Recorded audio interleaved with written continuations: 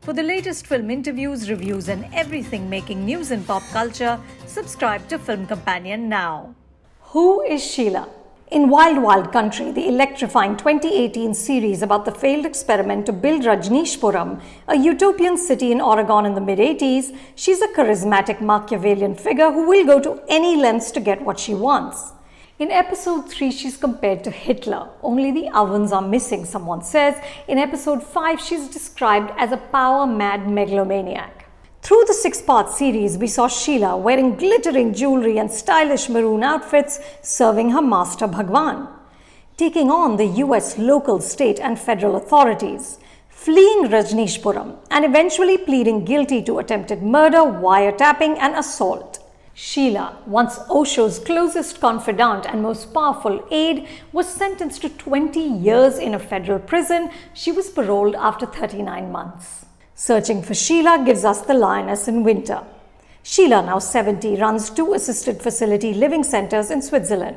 She looks after elderly patients who suffer from mental impairments. The documentary, executive produced by Shakun Batra, follows Sheela as she returns to India after 34 years. She plays both pop icon and spectacle. She's dressed by Sanjay Garg of Raw Mango, interviewed by Karan Johar and Barkha Dutt, and wined and dined by the elite, including Beena and Malini Ramani. She says, "I feel like a doula." Sheela might be frail and mellow, but she still knows how to deliver a memorable soundbite. So on stage, in an interview with Karan, she says that she never had sex with Osho because in any case she was drowning in him and his eyes were probably more beautiful than his penis. Sheela defiantly rejects questions about regrets and redemption. In a posh Delhi party, when she's asked about her crimes, she turns defensive, saying she only wiretapped Osho's room with his consent so he could be protected. Later in the film, her armor cracks a little, especially when she visits her family home in Vadodara. She sits on this swing where her father used to sit and wipes away tears. Sheela is a fascinating character, impossible to box. She's a living, breathing Rorschach test. What you take away from her story mirrors your own prejudices and fears, your own notions of good and evil. Was she a criminal mastermind or a woman punished at least partly for being ambitious, ballsy, and brown? You recall that killer moment in archival footage in Wild Wild Country when someone says to Sheela that we don't want the orange people in our town, and she replies, "What can I say? Tough titties." Searching for Sheela is being marketed as a deep dive into understanding Sheela.